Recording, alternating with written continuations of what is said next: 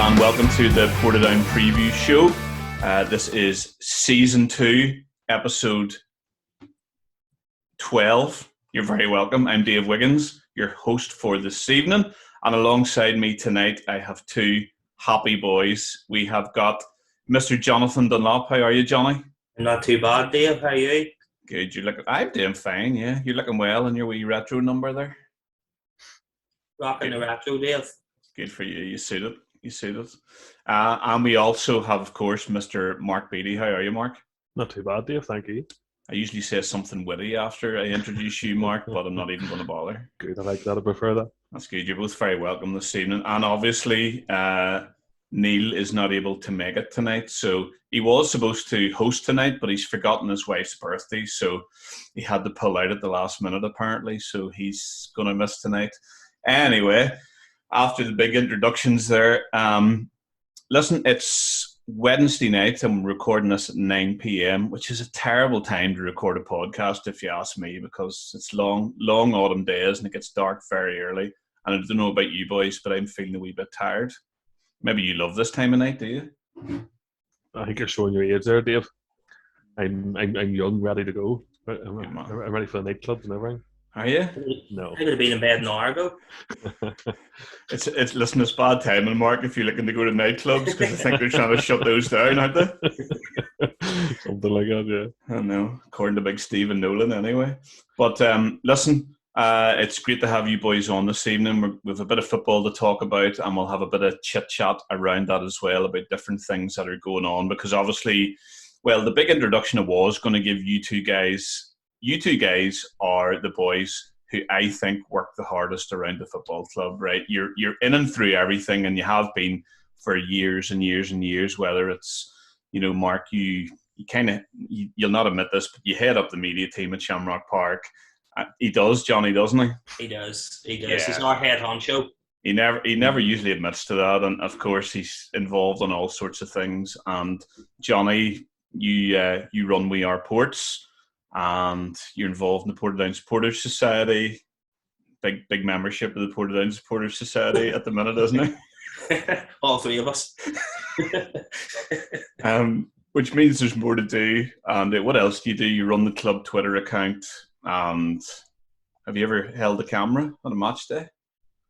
Once, but it was very sketchy. That's why I haven't done it again. Mark, you do that the odd time as well, don't you? Yeah, sort of the backup to the backup. Assistant to the assistant regional camera manager. But we'll talk about all that later on. I suppose the first thing we're going to talk about this evening is, this is Wednesday night, but on Saturday past we had a match at Shamrock Park against Carrick Rangers, which, as we all know, finished in a 2-2 draw. Portadown were 2-0 up after the first half, flying. We all thought happy days. And of course, then the second half was anything but happy days. Mark, how did you find the match? Were you in commentary on Saturday? I was, yeah. It was me and Philip Major were in commentary, which was, to be honest with you, it made my day because the conversation was flowing. It was a good experience because Philip Major knows what he's at. He's done it. Was it flowing? Was it flowing two ways or was it flowing one way? Probably one way, but listen, it was there anyway. No, yeah, we all love a cliche in football, and it really was a game of two halves. First half, we dominated, to be honest with you. I mean, it looked like there's only one team going to be in the game. We took two early goals, which really settled everything down. We were looking fluid. Probably could have pushed on and got a couple more, to be perfectly honest. Carrick didn't look at the races whatsoever. Second half, total change. Well, saying that, only bonus had the first a chance in the first 10 minutes or so in the first half.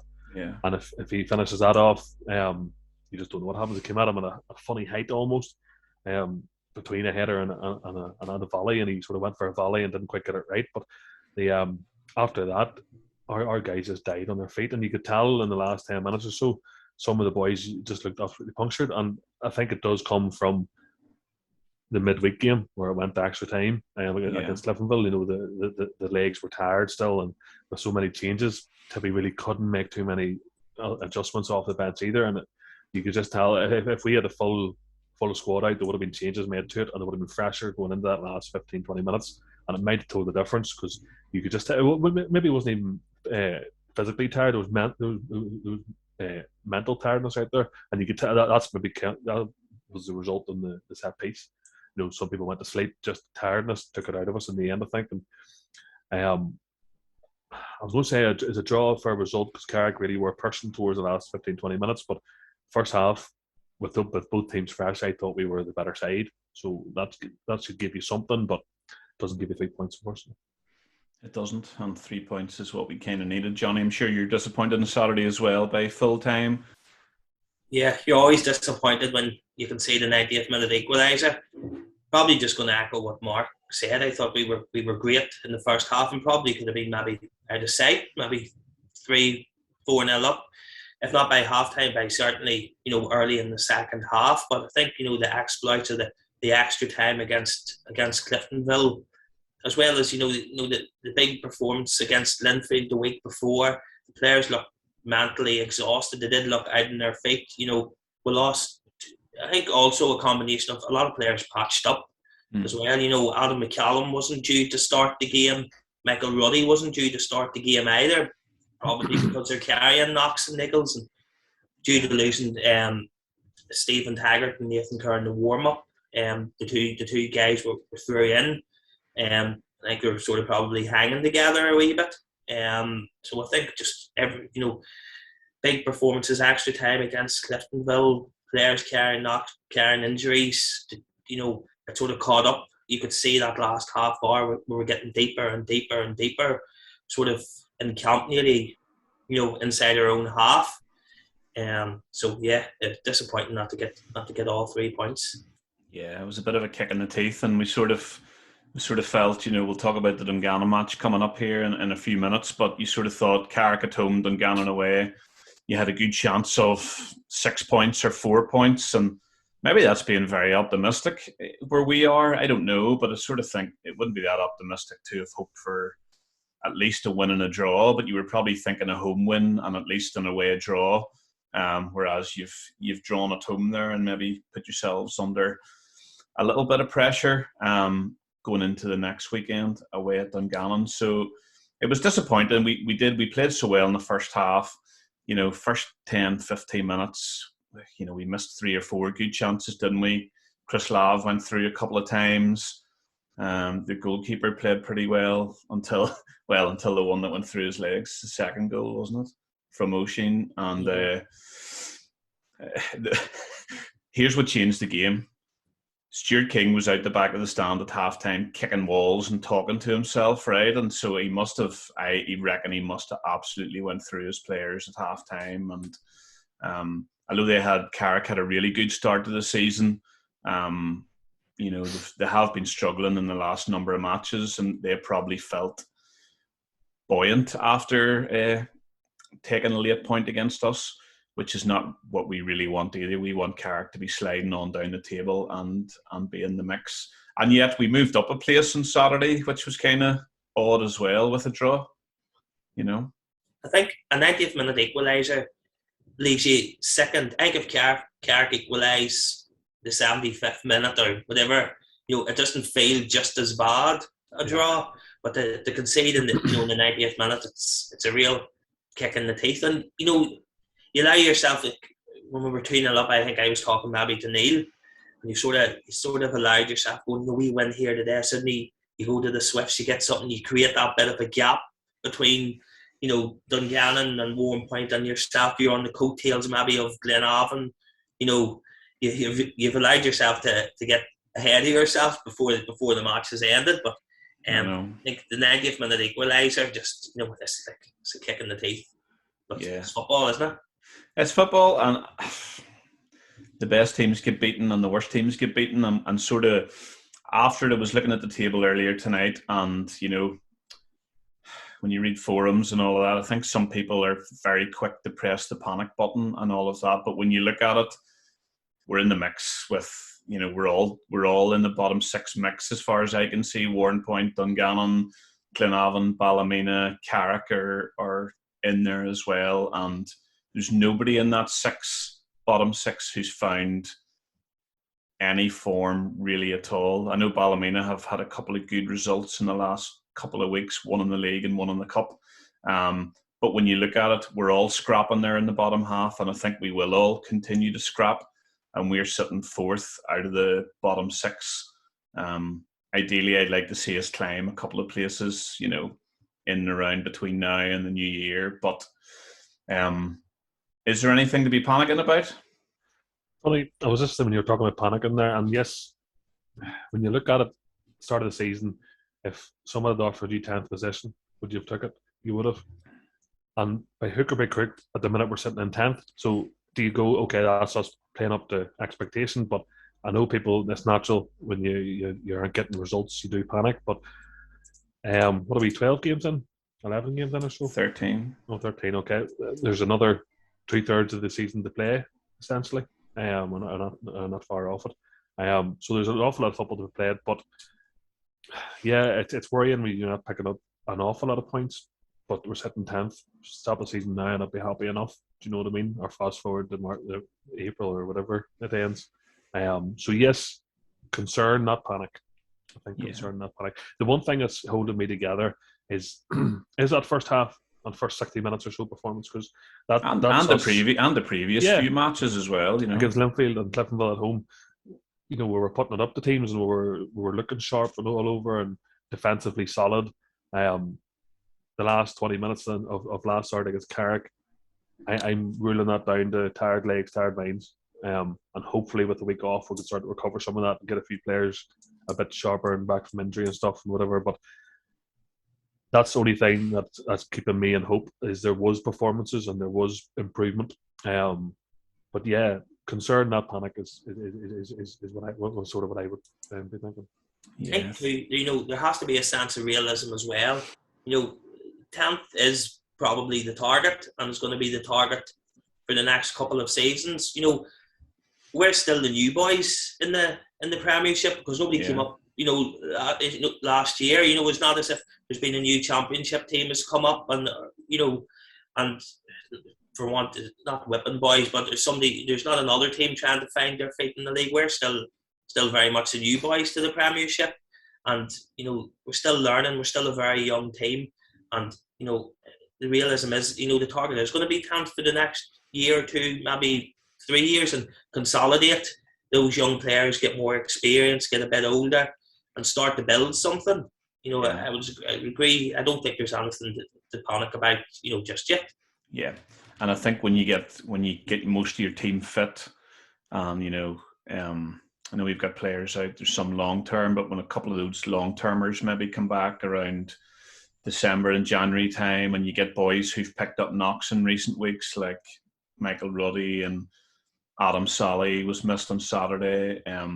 If you can get more of a nucleus of your team on the pitch, your starting 11, your squad of 15 or 16, if you can get most of them fit and available for a period of time, I sort of feel that's when we'll. Jonny, I don't know, you're the stat man in my head, but in the previous few seasons, I feel like as the season has progressed, we've got better. And I'm kind of hoping that's going to happen this season as well. Am I right to say that?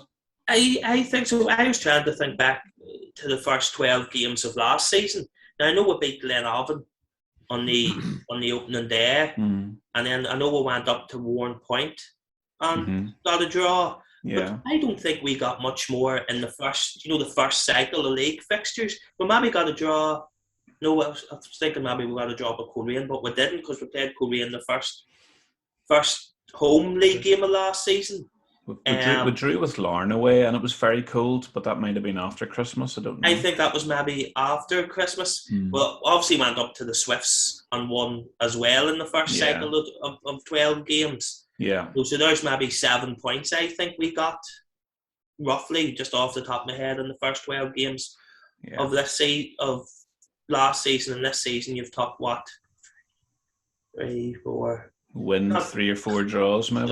You've had what? You drew with Linfield, drew with Glentoran, drew with Carrick, Glenavon, drew with Glenavon, and a victory over Warren Point. So it's much of a muchness after the first 12 games. And last season we definitely got stronger as the season went on.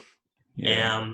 So I think the team grows into it, finds their feet, new faces, and getting to know each other and stuff like that. So I'm fully expecting us to, to kick on. Yeah, we're getting into the winter here as well, and it can be a slog. I think, muddy pitches and plenty of fixtures and Christmas and Boxing Day match and stuff like that. It gets into that slog of the season, and then when you start to come out into the early spring, you start to see where you really are, I think, and hopefully we can push on. Well, listen, we'll take a short break from talking about actual football. Media team wise, Mark, what's going on with the media team boys at the minute? It's sort of just carrying on what we're doing. We're streaming all the games, all home games. Sorry. How's that going? Yeah, it's actually been really good. There was a wee bit of doubt of how it would go with fans coming back into the ground and stuff. Obviously last year it was more of a necessity. This year it's an added thing. But yeah, it's been really good. We didn't know what to expect numbers wise. But we give a rough estimate of our minimum, and we're tripling it. It was sort of in around that for most games. Obviously, bigger games get bigger numbers and stuff. But it's the like of the Linfield at home there. How many streams would you have had on that? We're getting in around 70 for the big games. Pretty good, yeah. Because considering the stadium's open for anybody who wants to be there. Yeah. Now, and I know, and maybe I'm assuming a lot of clubs last year didn't do their own streams. In the majority of it, they would have hired in equipment, hired in producers, hired in cameramen, etc., etc. Where at Borderline, we've done it all ourselves. So we got our own computer set up. We got our own camera. We got a cameraman. We're doing all the commentary ourselves. All the equipment's our own. So it's costing us zero every week to run this. Yeah. The only thing that's costing us is the hosting of the Performa sports website. But I mean, they just take that out. They take a percentage of each stream. So if you have 10 people watching it, still £100 or whatever. Yeah. So it's profitable. Now, the argument obviously was in the summer, is a smaller price. We charged £7 last season. Is that going to encourage people to stay at home?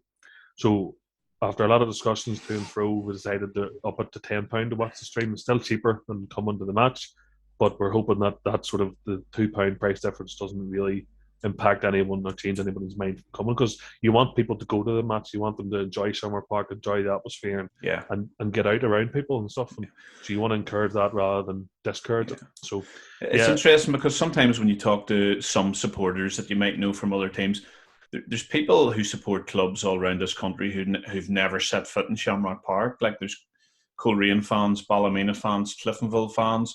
There'll be a number out of all those clubs who would never probably come to a match at Shamrock Park, but the opportunity to watch the match and pay a tenner is there for them, which is extra, isn't it, really?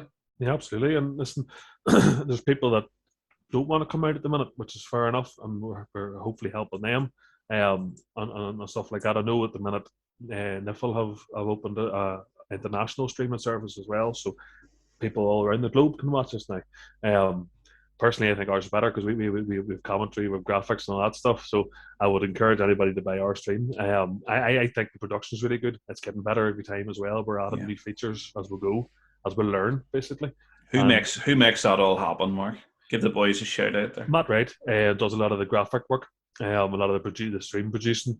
Matt Gregg on the camera, so he's the man that controls all of that, and then he does the editing of the match highlights and all that stuff as well. He helps edit the preview show as well along with me, and I sort of help deputise for people that, so if Matt Wright can't make it, I jump in and do that and all that sort of stuff, and if Matt Gregg can't make it, I do that and whatever. So as I said, the backup to the backups. But yeah, we're sort of innovating as we go. We're making new things as we learn. We're just creating new things on it. We're hopefully going to add more features to the live stream itself. I think I would love to sit and watch it at home, but I'm involved in it, so I can't. I would love to sit and listen to the commentary, because sometimes I think the commentary is brilliant, and even when Neil's on, I get to lend the listen, and it's fantastic hearing two people talk about Portadown. Now, personally, would I want to sit and watch it at home all the time? No, because I prefer being at a match. I prefer watching things that the TV doesn't watch, but I think it's a fantastic second choice. Yeah, absolutely. And then you were telling me there you're well, this won't go out until probably Friday or so, but you're in the middle of uploading something there as well. Young Richard Jamison's been working on Yeah, that. so Richards came in, a young fella came into the media team only a few months ago. He's done the behind the scenes stuff there recently. So he's looking to do a lot of creative videoing of different sort of things around the ground. Hopefully over the next wee while, there's a lot more content go out from him. But he done a teammates challenge with Jethro Barr and Adam McCallum, where he got them sitting down and asking each other silly questions. Adam had to pronounce some South African town names, and Jethro had to pronounce some Northern Irish ones. We got him to try soda bread. So it's all a bit of crack. What town name did you try and get Jethro to say? I think Coke was one of them. I think nice. He said Quahoa. So yeah, it's a bit of fun. The ones that Adam had to say, there's just no chance I'm going to even attempt to pronounce them. But it's a bit of crack, and we're going to run a few of these throughout the year as well of the players. And it's a wee peek behind the curtain. That's what I like to think. Anyway, it lets people see that the players are a bit of crack too, and they're normal people, you know. Tell me this, right, Jonny? What do you call our goalkeeper from South Africa? What's his name? Jethro Barr. Mark, what's he called? Jethro Barr. I feel like you're setting us up for something. I'm not. One of my favourite things this season is when Tippy's getting interviewed. Shout out to the manager, Mr. Matthew Tippin. He says, well, of course, Matthew's got his North Wales, North England, Northern Irish accent. He calls him Jethrin. Jethrin Barr. I love that. It always makes me giggle. So, Jethrin. Well, we'll look forward to watching that. When's that? Is that going to be uploaded tonight then? Yeah, it's actually uploaded now. I just done it before I came on here. So what's that on Wednesday night there? So people will have watched it then. Very good. Excellent. Anything else you want to plug about the media team while you're on? Like and subscribe. YouTube page. It'll be popping up along the bottom here too. Listen, just follow and like all our stuff, because more on YouTube, if you like one of our videos, the algorithm picks that up, and the more people like it, the more it gets shown to other people. So and the more that happens, the more ad revenue it generates too, which helps us to put money back into other things that we can get, like microphones and all the equipment we need to sort of work. Yeah. Brilliant. Listen, everything the media team does is absolutely brilliant, and I know we all appreciate it. I think sometimes a few older members really don't understand and appreciate modern media and what it does, but at the end of the day, it brings supporters closer to the team. It brings Portadown Football Club to the wider community and the wider world at the end of the day. It creates some revenue into the club, and, you know, digital partners sponsorship as well is massive. And in reality, the online stuff, the media could become one of the biggest sponsorship providers in the years to come, really. It's definitely trending that way anyway. And another thing actually about the stream, with us doing the stream, it allows us to cast the video and the full live stream into the club rooms. So it's into the boardroom and stuff as well. So I know our chairman, David Jameson, really appreciates it. He actually said to me last week how fantastic it is, because he gets replays, he gets the score in the minute in the corner. You know, he gets everything that anybody at home watching Sky Sports would get. Yeah, and I know. Yeah, and when they're in there, kind of spending time with sponsors and people who've put money into sponsorship and everything, they maybe don't want to rush back out for the second half. They're maybe, you know, finishing a sandwich and having a cup of tea or whatever. So that's an excellent, and that's in the bar as well, isn't it? Yeah, absolutely. Yep, which is great. Our next thing then is, because at the minute we don't have the commentary going down below, and we need to do a wee bit of work on that. But that's our next thing to do as well. So we'll get the full commentary audio downstairs. Very good, very good. Well, listen, Jonny, before we talk about We Are Ports, we've got a match coming up on Saturday here away to Dungannon Swifts. What are your hopes for that match? Apart from a win, that's the obvious. That's the obvious answer. We all want to win.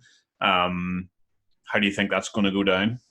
It's going to be tough.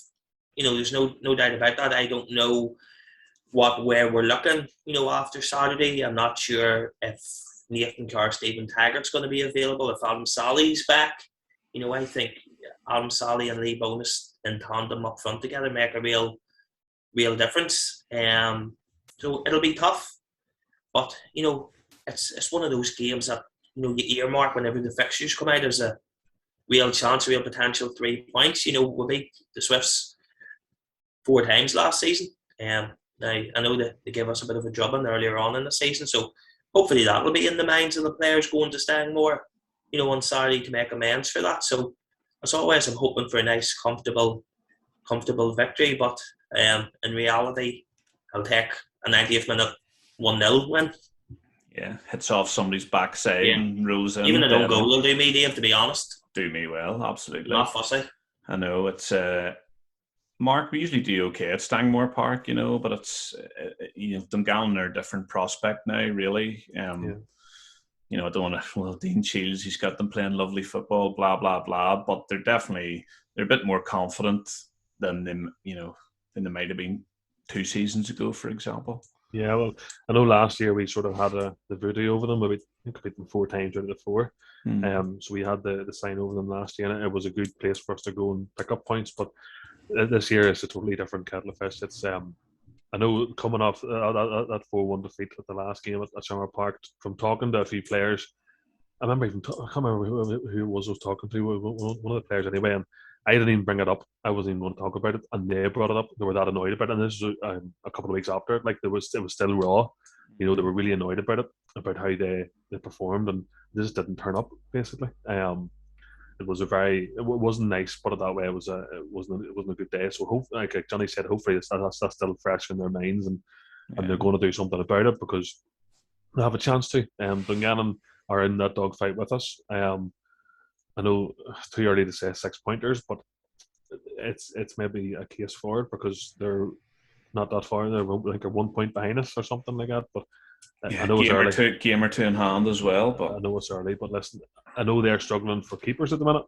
I think the 4 keepers are down with illness or injuries or whatever. So I know they were playing their goalkeeping coach recently, Dwayne Nelson, who's been an Irish League player for a long time anyway. But so yeah, they have their own issues. But I mean, I think we have our own issues as well with injuries, as we've sort of found this last few while. So hopefully both sides can get a few players scratched up and patched together, and they can make a fist of it, because it's a big game. It is. 2 different styles of play maybe on show, Jonny, on Saturday. Yeah, I think you're right. I think one player that always sticks out for me whenever we play the Swifts is Ryan Mays. I think we really need to keep him under wraps and keep him quiet. On Saturday, he always seems to score against us, or always seems to stand out whenever we play against him anyway. Even was he Ballymallard before he went to the Dungannon Swifts? Yeah. So I think really need to be keeping him quiet. But you talked about Swifts and nice football and playing out from the back and everything. And that's all well and good. But at the end of the day, you can play all the nice football that you want, but they'll take us playing rubbish and win 1-0. It's all about the result at the end of the day. So I'm confident. I think the players will want to go out and prove a point. And listen, we've had a week to recover there. So as we say, the tiredness showed probably the last half hour or more on Saturday. So there's been a week to rest up and hopefully get a few players back. So I think if all those things combined, hopefully we can do the job and get a result. Yeah. Mark, give me a score prediction for Saturday. Why not? 17-16. I think you're probably right. There's one thing people were saying about Dungannon. I know you were joking there, by the way. I just moved on quickly. I don't think he was, Dave. I don't think he was. Some people were saying they're passing it well, but they're not scoring. But however, they are scoring goals, but they're also conceding a lot of goals. Well, they have no keeper and we have no defenders, so it's going to be 17-16. Nice. That'd be fun. I'm putting a pound on it. And of course, Stangmore's somewhere we all enjoy going as well. You're standing around the wall there, and it's nice taste. It's always a good pitch, good surface. It's nice and tight. The fans are close to the action. I've always enjoyed going there. Although there's been a couple of big wins we've had there, but there's been quite a few frustrating happenings too. So it's never an easy place to go to for us. But yeah, it's always a place you enjoy getting on top of the action as well and being so close to everything. Yeah, not literally on top of the action, Mark. Sometimes. Yeah. if I can lean over that wall enough, yeah, sometimes. If there's a 90th minute winner, you'll see him on top of the action, Dave. Very good. So, brilliant. So, Saturday, we're away to Dungannon. We're hoping for 3 points. Any way it happens, we will take it. It doesn't have to be a beautiful classic or anything like that. Just a 1-0 win would do. But do you see, if it's going to be a 1-0 win, I don't want us to score after 20 minutes and hang on for 70. I want us to score in the 92nd minute, and we can all stand up on the wall and go mad. Not that any of us would do that. So good luck to the players and managers and coaches on Saturday. Jonny, I want to take while we've got you on here, take a wee minute or two to talk about We Are Ports. Obviously, you are the treasurer and the board rep, isn't that right? That's correct. Good stuff. So what's going on with WAP at the minute? Now we had an event there on Saturday. Mark, you're both in We Are Ports. So our members pay £12 a month. That money then is that's kept within We Are Ports, but it's always spent within the football club. All the members will get a vote on where that money goes. If the club needs something and they come to us, or the members themselves think that the club needs something or would like to do something, and they come to us, and everything is put out to a vote. I think we're sitting about 113 or 114 members.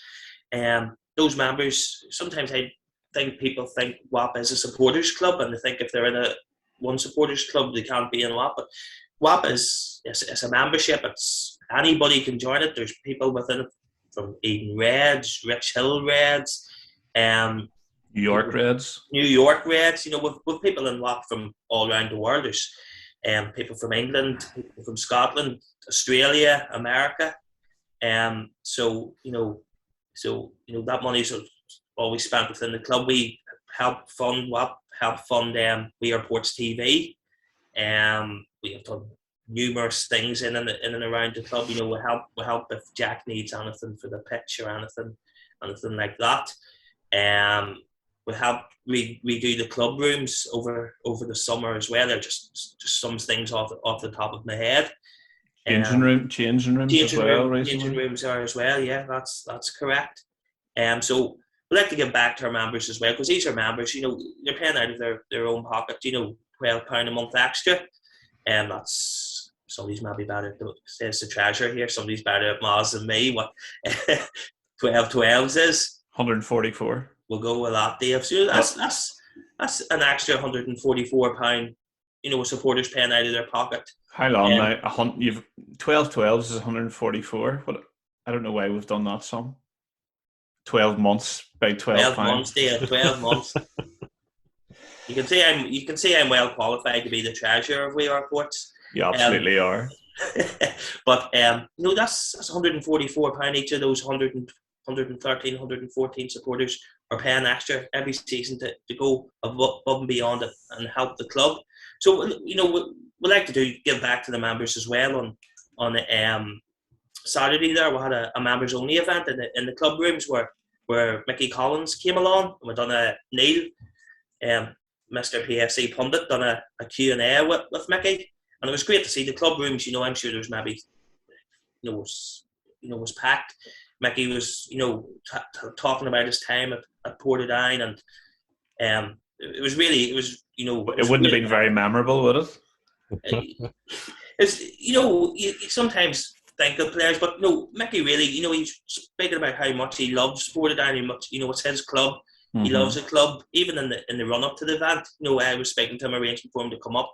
And every single one of his messages would be, anything for Portadown, I'll do anything, anytime I'll be there. And it's great to see that enthusiasm from an ex-player, and that love for the club from an ex-player.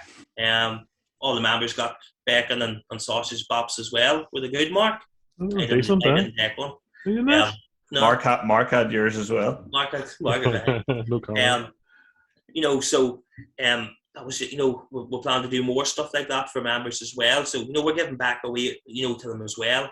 As you say, I represent We Are Ports at the board meeting, so there's a bit of two-way communication there. A couple of years ago, there wasn't that communication between the supporters and the board. The supporters had no clue what was going on, and were sort of kept at arm's length and didn't really have any input to the club. But that has certainly changed. I go to the board meetings, bring up any concerns or any questions that members have, and make the board aware of them and try and get answers, and then also report back to members with anything that's going on, with a full minutes from the board meeting and keep everybody informed. So it's going strength to strength, and I would really encourage anybody that's in the position to join We Are Ports, because I think it's a great initiative.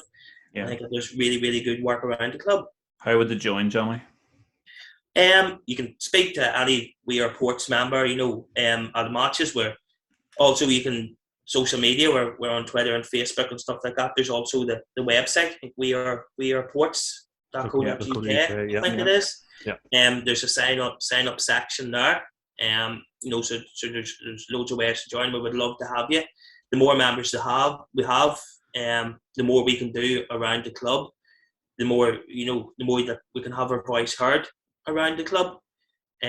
So yeah, I would certainly encourage anybody that's sitting thinking about it, or has any questions about it, any questions at all, to come and speak to us. Absolutely. And listen, me and Mark are both members of We Are Ports too, and I know from sitting formerly on the committee that, I'll just say, Jonny, without you, We Are Ports would really struggle to exist. You as well as the treasurer, you just make it all happen there, and we appreciate that. And I'm not giving you a chance to reply to that, but I was just counting it up there. So like 115 members at £144, it's like 16.5 grand a year comes in from We Are Ports really to things around the club, which is phenomenal. And it's money that wasn't there before. It's an extra 16.5 grand. Yeah. And I know, you can correct me if I'm wrong, Jonny, I know, there's a variety of, it's completely democratic. So the members vote on where their money goes to, and they can say yes or no. And I know some members maybe like the idea of putting money towards certain things, maybe bills or maybe physical things that they can see, like a lawnmower or you know what I mean? Or, the benches in the changing room or whatever. While some other members maybe would love to see money going towards players and all that kind of thing. But I think ultimately, if whatever the money goes to, if that £16,000 goes towards, sand for the pitch or refurbishment of the club rooms, that frees up maybe money that would have went to that towards the players, pot. Or so what I'm saying is, if the club knows X amount of money's coming in, then they know what the budget is for the season. But I suppose part of that is for it's for supporters' benefits too, isn't it, Jonny? Yeah, it's to bring everybody closer together. When you look where we were, 5 or 6 years ago, something like We Are Ports, you wouldn't have imagined something like that happening around the club. There was a lot of distrust, there was a lot of discontent. Supporters just didn't feel connected to the club whatsoever. I think Mark was one of the brains behind forming We Are Ports at the time when we done it. I probably think you were as well, Dave. And we had that vision, and I remember at the time sitting with 30 or 40 members and thinking, that's great. We've got 40 members here. This is brilliant. And we've built it now to have 113, 114 members from all over Northern Ireland. Brilliant. Supporters in New York, Australia, like I said before. And it's just about bringing Lurgan. Yeah, there's one or two from there as well. But it's just bringing, as well as helping the club out financially, it's about bringing supporters together as one unit to help, to know what's going on at the club. And like I say, I just think it's a brilliant thing, and I hope it grows and grows and goes from strength to strength. Yeah, absolutely. Well done for all you do. Great organisation, We Are Ports. Get involved. I think you'll really enjoy it. And I suppose you're always, at the end of the season at AGMs, you're always looking for other people to step into roles in the committee and that kind of thing.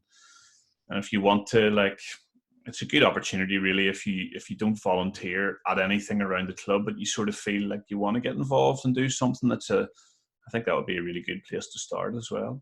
Become a member and just see what's going on, and then if you fancied maybe a role at committee or something like that, it might be a stepping stone towards that. Brilliant, good organisation. Okay, listen, we've probably got about 10 or 15 minutes left here. So what we thought we would do this evening is, we've looked at kits of other teams. I don't know what we looked at last week. Was I on last week? I don't even know. Can't remember. It's a week ago. How would I remember? But anyway, this evening what we're going to do is we are going to look at Portadown FC cult heroes of the last 30 years, because we wouldn't really remember any before that. Of the last 33 years. Will that do? Go with that. So I suppose the question, first of all, is what makes a cult hero? What makes a player a cult hero, right? Because I'm going to do a comparison here between someone like Stevie Cowan, right? Club legend, but I wouldn't necessarily say a cult hero, right?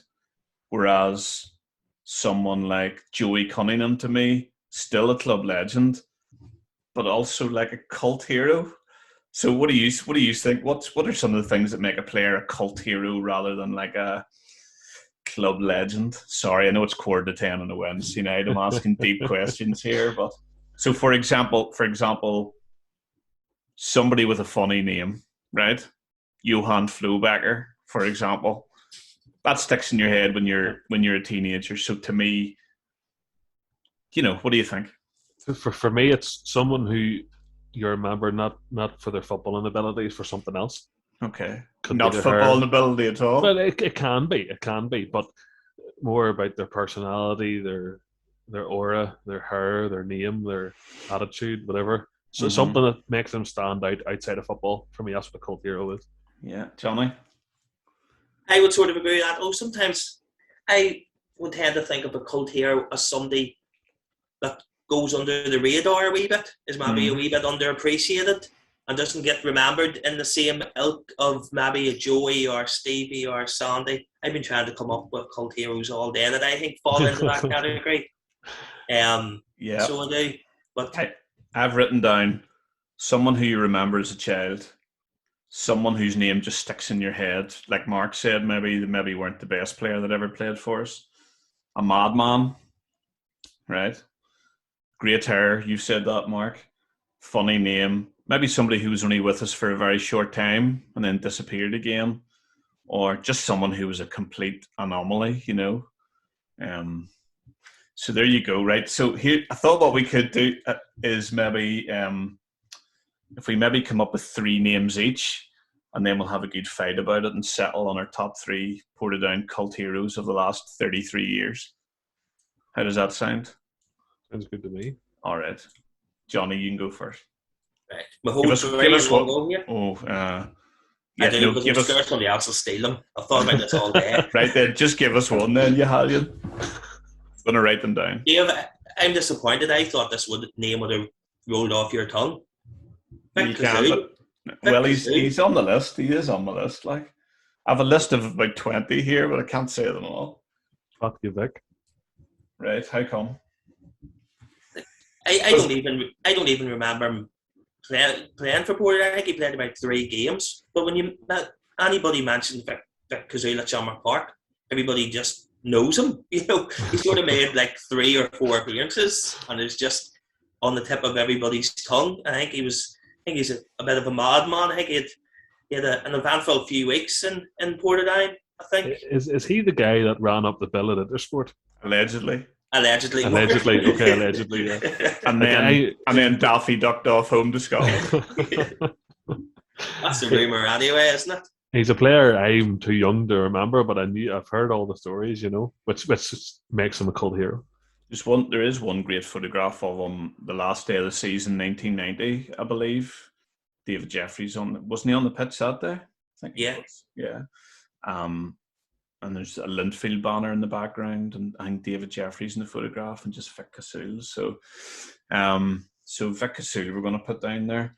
Is there something about, you can't be, well, you should never be racist, but you have to be very careful in this day and age, but is there something about a player of colour who maybe 20, 25 years ago played for you when there weren't very many black guys playing in the Irish League, for example? Do you think that climbs somebody up the list as well? Quite possibly, yeah. To be fair, there wasn't too many coloured players playing in the Irish League back then, so it was different. It's sort of kind of you see the players playing on TV all the time, so seeing one in the flesh and someone playing locally it sticks out a wee bit, doesn't it? I think so. And of course, just your antics off the pitch. But and I think when you Wikipedia Vic, 'cause I think every club, there's stories all over the internet about him when he was playing in Scotland and stuff like that, and falling out with maybe a manager of a team and just getting left at the side of the road, getting kicked off the team bus and everything. So, right, yes, we're going to say Vic Kasuli's bona fide. We're adding him to the list. Mark, who's your first one? Right, I'm going to go for a player that amazing that they ever played in the Irish League. Kevin Pressman. Yeah, I have him on the list there. Nice. Okay. He spent most of a season when David Muscali went down injured with a bad injury.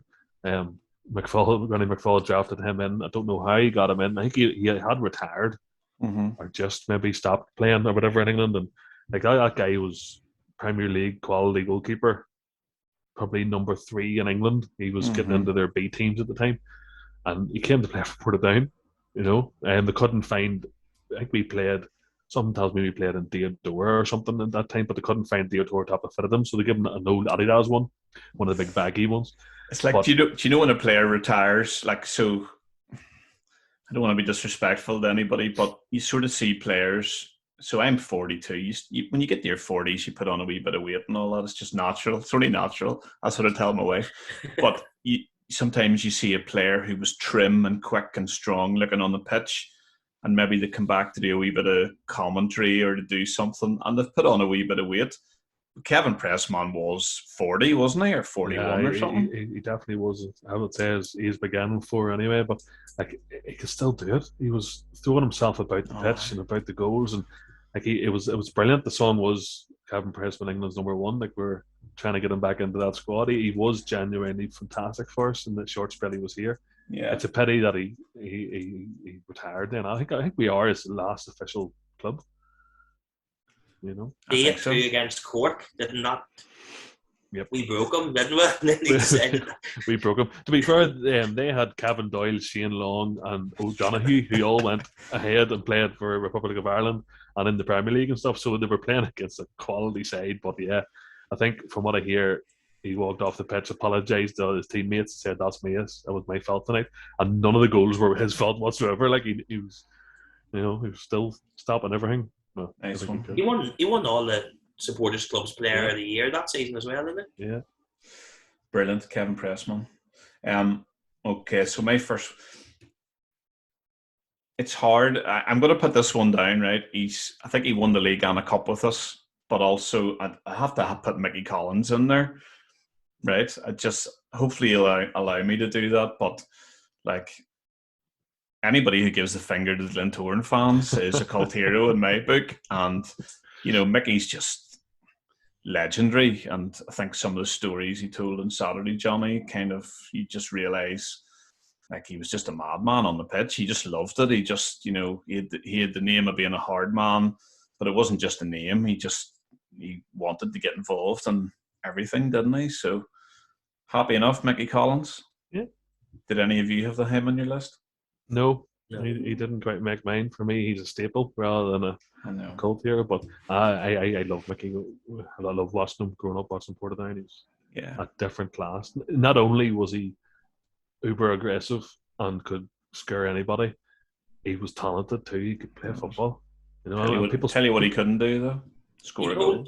He told a story on Saturday, funny enough, about the time. Remember, he was really in his pomp with us, and there was a call for him to get called up to the Northern Ireland squad at that stage. And he said how I don't know if there was conversations had or stuff like that, but he'd come out. He said he wasn't interested in playing in the Northern Ireland squad. And he said the media to him had tried to twist it as being because he was a Catholic, he had no interest in playing for the Northern Ireland squad. He said nothing could have been further from the truth. He said he turned down playing for the Republic when he was younger to play for the Northern Ireland squads, and he just felt that he wasn't good enough to play. He said he was part-time in the Irish League playing for Portadown. He said if you'd went to play for Northern Ireland against the likes of Italy or England, or you're playing with multi-million pound players, and him running about for Portadown on a Saturday against the likes of Town, he said he would have been out of his depth. And he says that's the reason why he had he had never any interest in playing for his country because he just thought he wasn't good enough. And if he headbutts David Beckham, then he can't really play too much football again, probably. Listen, that just fair play to him, because without being disrespectful, there have been Irish League players who've got a couple of caps, but they were almost like they didn't deserve to play for Northern Ireland, right? But they maybe were doing very, very well that season, and maybe the Northern Ireland manager just thought, I'll put them in the squad here, and maybe they went on a wee tour of America or something like that. Do you know what I'm saying? I'm not. Yeah. There were one or two players who genuinely were Northern Ireland internationals, and then maybe got their move across the water and all that. But there were definitely some where it was just a bit of a tipping the cap to the Irish League, and so fair play to him. Fair play to him. And really, another thing about Mickey, sorry, he's known for his headbutts. The song was about sticking the head in, whatever. Stick your forehead in. Stick your forehead in. Did he do that much? Was it maybe one or two, and that just summed him up? I think just his own teammates, really. Him and Wad up at Oma, wasn't it? Yeah. But he got sent off in Europe for Cliftonville before he joined us, didn't he? For headbutting, and got like a 5-match European ban or something like that, which lasted about 6 years. Yeah. Although I don't think by his chat on Saturday, he wasn't too fond of the European chip, so he didn't mind staying at home. Right, Jonny, who's your second choice? My second choice is Big Tree, Kevin Mckeever. I think he passed away maybe a month, 6 weeks ago now, maybe a wee bit longer. But I think you've seen, from the outpouring from all the Portadown supporters, how he was probably the epitome of a cult hero. He wasn't the best footballer in the world, wasn't the most tactical footballer in the world, but he gave us all, and he had, as you were talking about earlier on, Dave, I know you're a big fan of somebody with a long mane of hair, or your Neil Candlish posters when you were younger. But you've jumped the gun there, Jonny. But Kevin's long hair, Big Tree, everybody loved him. He was a real cult hero. I remember, was it the 25th or 30th anniversary of the first title that we had at Tandragee Golf Club. Don't know how many years ago that is now, but Kevin was, there's always players that when they leave the club, you always see them background. Shamrock, the likes of Strainer, Alfie Stewart, Philip Major, Mickey Keane. But Kevin was one of those players when he left Portadown, nobody seen him, again. And that dinner was the first time he'd sort of been back at anything. And I remember when, I think it was it Joel Taggart or Jackie Fullerton was doing the compound when they brought players up one by one. And I remember calling Kevin up, and the whole room just seemed to erupt with chants of Big Tree. And you could see him, he was all, he was shocked that he was held in such high esteem. Won the league, won 2 league titles with us in Irish Cup, countless other trophies during that spell. But no, he's my second cult hero. Yeah, I would have had Kevin on my list for sure. I noticed in the sort of obituaries around when he died up in Derry, they called him Kevin the Crack Mckeever, isn't that right? Yeah. Which was surprising to me, but I suppose when you live 2 hours away from Portadown, you're entitled to have your nickname around your hometown as well, I suppose. I wonder whoever shouted Tree for the first time, that person should be a cult hero as well. They should. Yeah, no, definitely. If I'll not add him, but yes, I'll back you up for your vote with Kevin Mckeever there for sure. Mark, who's your second choice? Right, I'm stuck on a few, but I'm going to go for Alan Smart. Okay. Very random one night. Yeah. Again, like Captain Pressman, this guy played in the Premier League with Watford at the time, and he was a top player in the Championship and made his way in the Premier League as well. And he signed for us for a season when his legs just weren't there, but you could tell there was a player because his brain was trying to do things that his legs couldn't keep up with, and he scored a couple of really key goals for us. I think one against Lintorn in the Irish Cup at home, where the ball sort of stopped in the penalty area under the water, basically, and he chipped Elliot Morris from around the penalty spot. It was a cracking goal. The one story I have about him is they used to do, because the players from England used to fly in on a Friday night or whatever, Saturday morning and stuff like that. There used to be airport runs, and it was Bill done most of the Bill Emerson done most of the airport runs, but for whatever reason he couldn't do this one, and it was in around the 11th night of July, and he was coming over for a friendly or whatever, and Bill asked me and Matt Gregg to go and pick him up. Now, Matt Gregg drove a souped out Corsa, lowered, with a spoiler in the back. Still does. Still does. But I don't think Alan Smart quite knew what to make of us two rocking up. Me, 6'3", big lad, sitting in the back seat of a Corsa. Get in here, Alan. But anyway, we got him in. And, did he say, "Hey boys, is your rear lower? Is your rear suspension lowered there?" Right? Yeah, definitely. But we took him towards Portadown, and we were chatting away, and he was nice and chatty and whatever. And we got towards Portadown down the north way, and he seen a couple of the bonfires in the distance. I said, "What's this about?" And so we were telling him about the bonfires. Do you want to go? And so we took him around all the bonfires, and I think it scared the wits out of him, which is why he only lasted a year. So I think it's our fault he didn't want to stay any longer. Yeah, he scored some. He definitely scored a wee stuck in the mud goal against Glentoran. Yeah, where everybody stopped, he ran in and dinked it over the keeper, which stands out. He scored one up at the Oval as well. Was it the last minute header? Yep. That season as well. Yeah, I can definitely. I can remember him running to the fence at the Oval at one stage. Yeah. It was the same day. Gary McCutcheon scored a cracker goal that day. Volley. It's never really talked about. It was a brilliant goal. Yeah. I think Alan Smart came with Peter Kennedy, didn't he? Because the two of them played together at Watford, and it was Peter that made his way back and then recommended Alan. He's actually commentating now. Oh, is he? Yeah, he's getting some gigs and commentating over England as an analyst. I don't think he's going to end up in the final list, Mark, but that's not my say. But it's nice to remember him. He's definitely a bit of a cult hero. He's one season wonder, isn't he? And just right. I've written down too many on my list here, but there's you could put wee Greg Davison on the list, right? Just lovely hair. Emptied air Canton at Shamrock Park, blah, blah, blah. But because he won so many medals and, it's not quite cult hero status, it's just club legend status for me, for wee Greg. So I'm not going to put him on the list. I have a brilliant story about Greg Davison. Okay, go. Robert Casey, we used to do the wee features, wee reports, and we done one with Robert Casey a couple of years ago.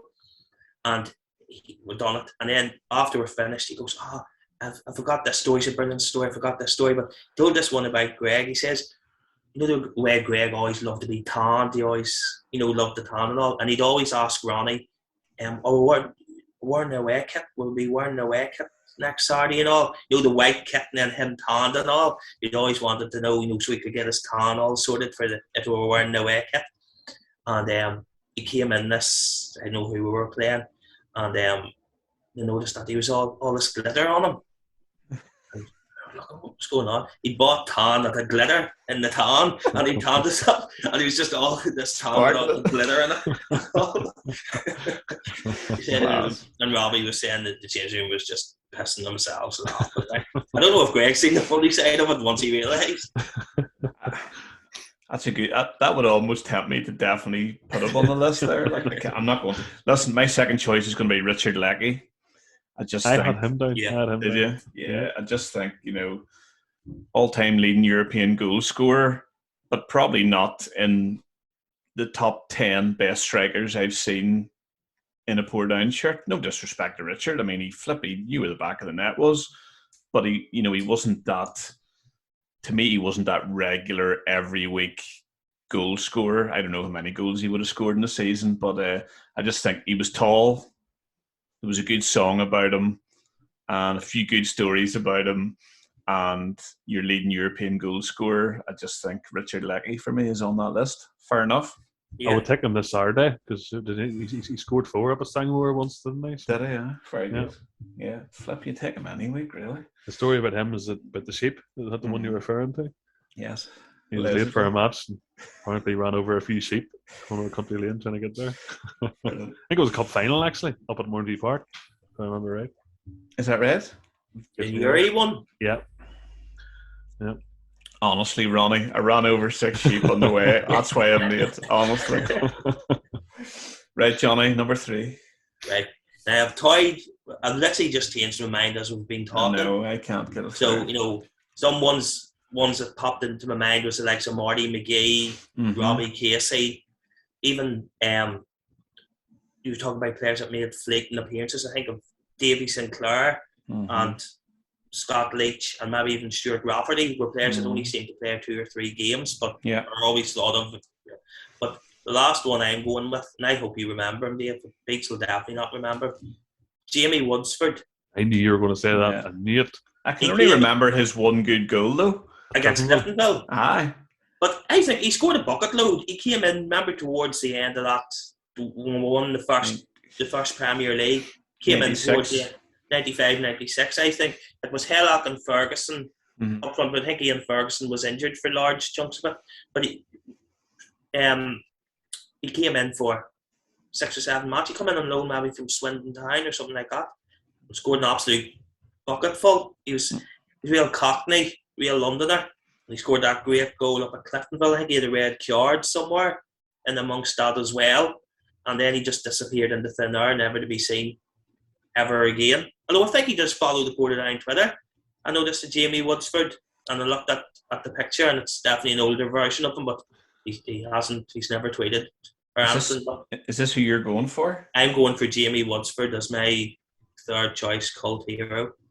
You must have a story about you and him being in a car or something like, because that's a random one, really. I don't. That's just literally changed my mind as you were talking about people making fleeting appearances and stuff. And it was Jamie Woodsford. So that's back in the day when you could just bring in a player, wasn't it? Like at the end of this, if you knew you needed a goal scorer to get you over the line, you just went and signed Stevie Cowan. Another one. Honourable mention. No. Go on ahead. Amy Cadu.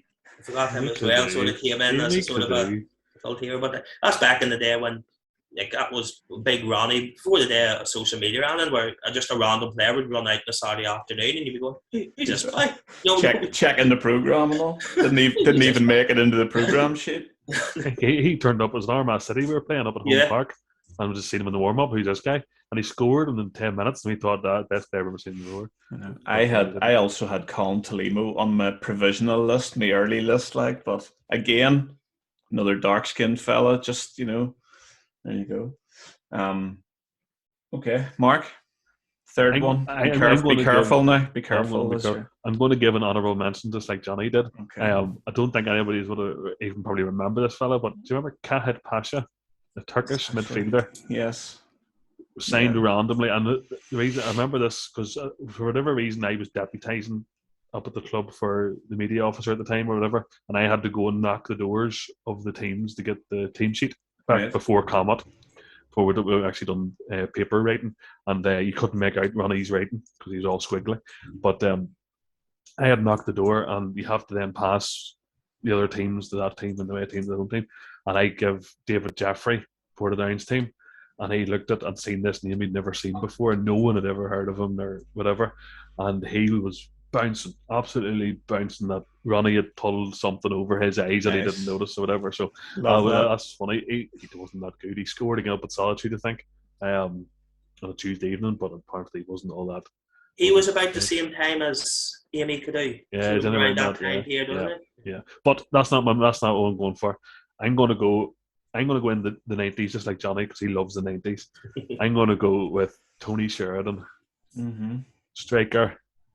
I wasn't that old watching it. I was only 10 or 11 or 12, but I thought he was just the best thing ever. I mean, he had silky skills. I remember watching him up at Mornview Park and behind the whole hospital end of the terracing, and I seen him chip the keeper from outside the box. Just thought, this guy's just the best player I've ever seen in my life. And him and Vinnie Arkins were the two up top, and the two of them were just so dangerous, I don't think he spent all that long. He played in the Premier League for Coventry, I think, Tony Sheridan.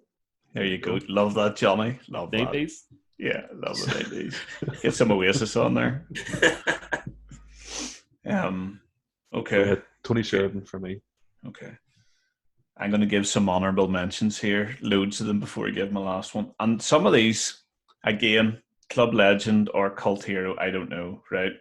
Robbie Casey, Tony Gorman, Andy Hunter, Wee Greg, Gary Peebles, Gary Haylock, Cutchy, Dougie Bell, Sandy Fraser, Richie Clark, Kyle Neal, Mickey Collins.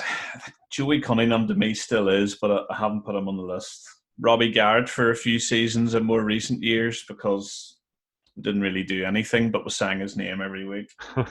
Marcio Suarez, cult hero. Peter McCannish, but also a great player.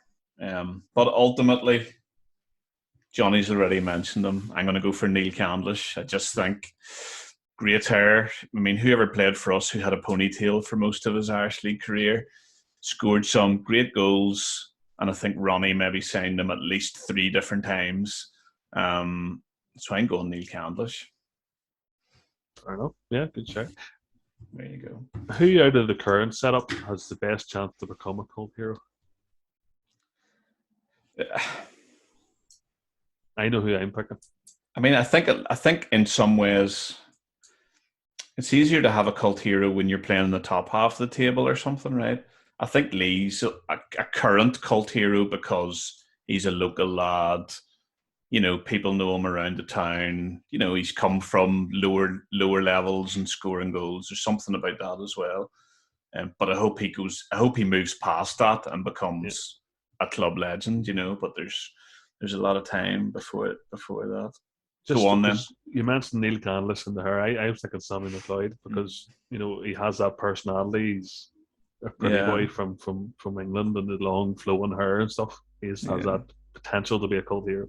I think Greg Hall as well has the potential to be a cult hero. Yeah. Yes, I talk about him a lot on here, to be fair. Like, you know, Greg's one of those ones where, you know, loves a defensive header, loves an own goal, loves running up and down the line. I think we just love him, don't we? Yeah. Bobby Edwards is another one that actually is a recent potential cult hero you'd be talking about because it was so random. We got a keeper from the States. That's right. You know, and such a big personality as well. Yeah. There's loads of them. Right. Here's our final list of 9. Vic Kasule, who knows? Vic Intersport Kasule, Kevin Pressman, Mickey Collins, Kevin Mckeever, Tree, Alan Smart, Richard Leckie, Jimmy Woodsford, Tony Sheridan, and Neil Candlish. Who are we wiping off the list? You can wipe one off the list each, right? Of our own or of anybody? Anybody's. I'm going to wipe Alan Smart off the list. And you know what's coming? I just don't think there's enough there, like, even though he had a good story about him, about bonfires. Right. Mark, who are you wiping off the list? I'm going to wipe off Jimmy Woodsford because outside of Jonny, nobody else has heard of him. And I was going to, so that gets me freed up again. Jonny, who are you going to wipe off the list? I was going to wipe off Alan Smart, but I might have to. Can I wipe him off if you've already wiped him off? No, we need to wipe off somebody different. I don't know. One of Dave's. You have to do one of Dave's now. Who did you go for again, Dave? None your business. I've got Mickey Collins, Richard Leckie, and Neil Candlish. I like all of yours better. I'm going to wipe off Mickey Collins. Yeah, I think he's bigger than a cult hero. Because he didn't play in the 90s. And he wasn't involved in the 90s, so he's dead to me. Okay, very good. Okay, so we're left with 6. Vic Kasule, Kevin Pressman, Kevin Mckeever, Richard Leckie, Tony Sheridan, and Neil Candlish. Who is there one that we all agree who should be on the list? I would say Kevin Pressman. I like that. I just think, imagine him coming and playing for Portadown, like, and he was as big as a house and still could do it, like, you know. You look at that team that had, like, we had Kevin Pressman, Alan Smart, and Peter Kennedy, all in the same team. That all 2 or 3 years previous were playing Premier League football. The Peter Kennedy OG before he went to England was like, anyway, you know. What do we think? Could we, Jonny, Kevin Pressman? Will we put him on the list? I'll go with that. Right. We've got Which one do you leave out if you're picking a 5-side team there, Dave? Of those 6 that's left? Richard Leckie. Tony Sheridan for me. Richard Lackey for me. So you're going to leave Richard off? Yeah. Jonny? I would leave Tony Sheridan off the 5-side team. Off Just it. have Richard Lackey as a goal hanger. So we've got Kevin Pressman. I think Kevin Mckeever has to be on there. Is that fair enough? Yeah.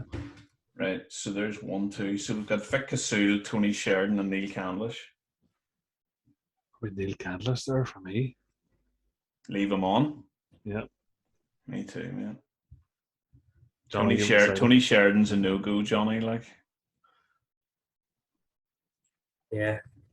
Yeah. So you have Vatke Vic or Neil Candlish. Nick Candlish or Vic Casoul. Yeah, Neil Candlish for me. I've never seen it doing play, so I can't really judge too much, but just off stories of who they were, you know. It's Vic Casoul for me, I have to say. Yeah.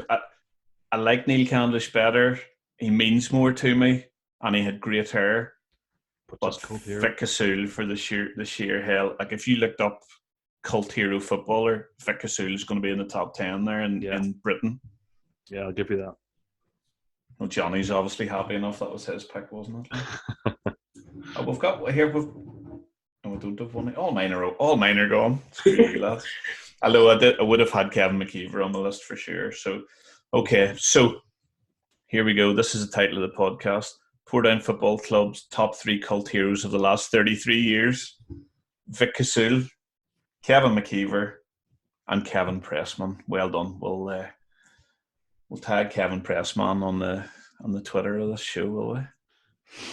Get them all on the next podcast, Dave. I don't think Vic Casoul has a Twitter account, has he? Probably not. He's a Beeble. Still.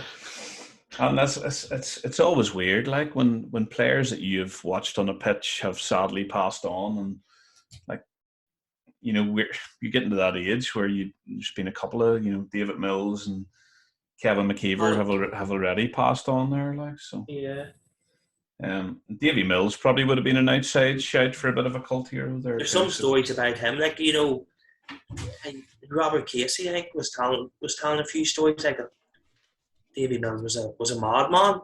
You know, some of the antics that he would have got up to on European trips. I think for the majors told a few stories as well, like. But I remember back, I think was it the 20th anniversary of the double winning team in the Seagull.